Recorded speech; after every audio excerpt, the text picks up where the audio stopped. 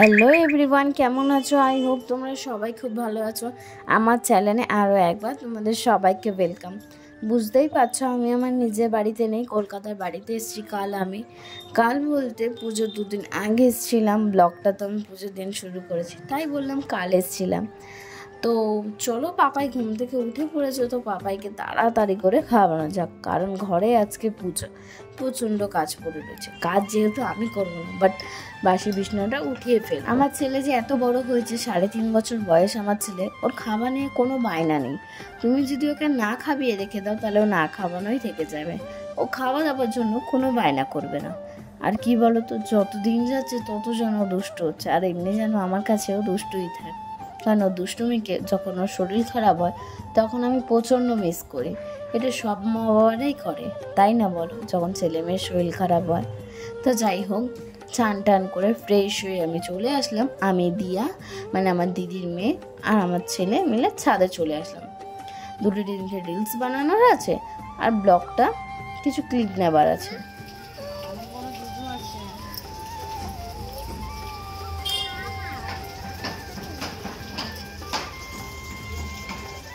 আমার ঠাকুমার না অনেক গাছের শখ, তাই জন্য ছাদের উপরে কিছু কিছু টবে বা ড্রাম কেটে অনেকগুলো গাছ লাগিয়েছে। সেই গাছগুলো আমি তোমাদের দেখাচ্ছি।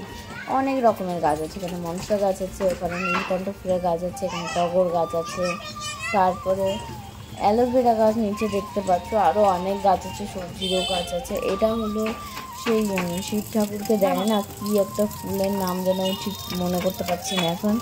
এই দেখো, এটা হলো পুঁইশাক গাছ। এখানে নানান রকমের গাছ আছে। এখানে দুটো পায়রা বসে রয়েছে, তাই আমার দেখে খুব ভালো লাগলো, তাই তোমাদেরকে দেখানোর জন্য ছোট্ট করে একটা ক্লিপ নিয়ে নিলাম।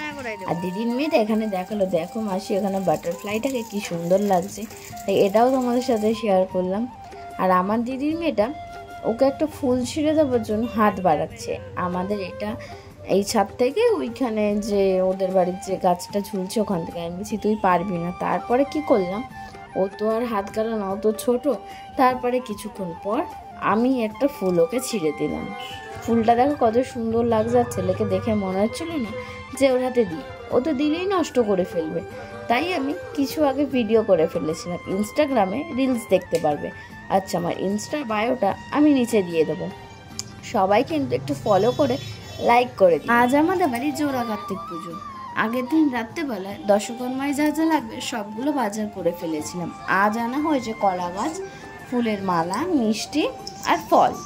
আর কালকেই আমরা যাবতীয় বাজার করে ফেলেছিলাম। ওই দেখো আমাদের ঠাকুরের আসনটা দিদার ঘরে, গোপাল আছে, আমাদের নারায়ণ আছে, মা কালী আছে, এটা হলো বড় মা, মা তারা আছে, তারপরে মা মনসা, শিব ঠাকুর আছে, রাধাকৃষ্ণ আছে, ত্রিশূল আছে। তো এই ঘরটায় না আমরা সবসময় ঢুকি না, আমরা জামা প্যান্ট চেঞ্জ করে স্নান করে মাথায় শ্যাম্পু করে তারপরে আমরা ঢুকি। আমাদের ঠাকুর ঘরটা উপরে ছিল, ছাদে উঠতে ডান দিকে ছিল। তো এখন আর নাই, দিদার বয়স হচ্ছে তো হাঁটুটাও ব্যথা করে, তাই জন্য দিদার ঘরেই দিদার ঠাকুর ঘরটা শিফটিং করে দেওয়া হয়েছে। আর এখন আমার ঠাকুমা ঘরে নেই। একবার ভাবছো ঠাকুমা, একবার ভাবছো দিদা, তাই তো? সত্যি কথা হলো ঠাকুমাকে আমরা দিদা বলি, তাই জন্য বারবার দিদা দিদা বেরিয়ে যাচ্ছে। তো যাই হোক, দিদাই বলছি। এখন আমার দিদা নাই, দাঁতটা প্রবলেম হচ্ছে বলে দিদা ডাক্তার দেখাতে গেছে। তো আজ আমাদের বাড়ি নিরামিষ, ফুলকপির তরকারি হয়েছিল, এখানে হলো মুগ ডাল, চাটনি হয়েছে, আর এখানে আছে তোমার ছিমালু সিদ্ধ হয়েছে, এখানে ভাত হচ্ছে, আর কি কি যেন দেখালাম তোমাদের সাথে কথা বলতে বলতে, যাই হোক ভুলে গেছি। তো এখানে বলেছিলাম ছোটকা দেখে এখানে বেল মাখা আনতে, কদবেল মাখা তোমরা সবাই পছন্দ করো, কে কে পছন্দ করো অবশ্যই কমেন্ট করে জানিও। তো এনেছিল ভাত খাবার আগেই, আমি একটু টেস্ট করে দেখেছি কেমন লাগছে, তো ভালোই এনেছে।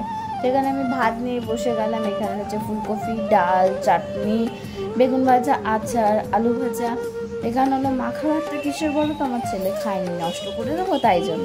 খাওয়া দাওয়ার পরে আমি ঘুমিয়ে গেছিলাম। দিদি বললো কিরে ওর তাড়াতাড়ি, ওর পুজো শুরু হয়ে গেছে, তাই তাড়াহুড়া করে আমি উঠে পড়লাম।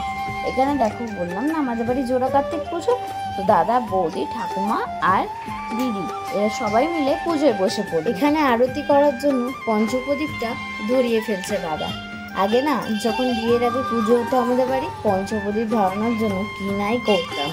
তো যাই হোক, এখন পঞ্চপ্রদীপে আরতি হবে, সেটা তোমাদেরকে দেখাবো আমি।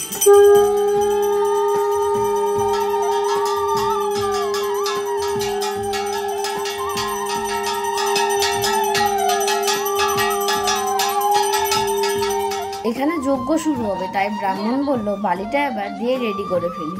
তাই জন্য দাদা এখানে যে বালি রাখা ছিল বালিটা রেডি করে ব্রাহ্মণকে দিয়ে দিল। এবার যজ্ঞ হবে।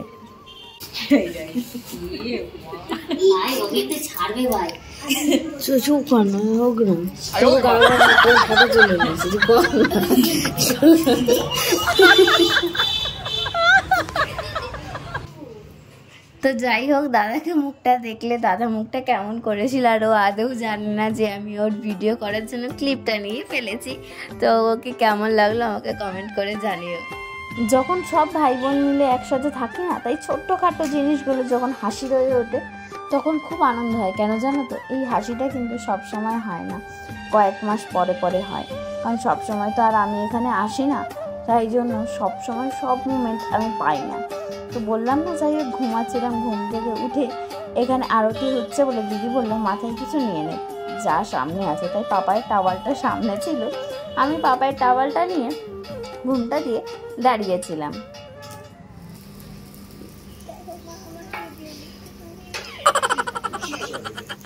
আমার দিদি আদেও জানে না আমি ওর ভিডিও করব।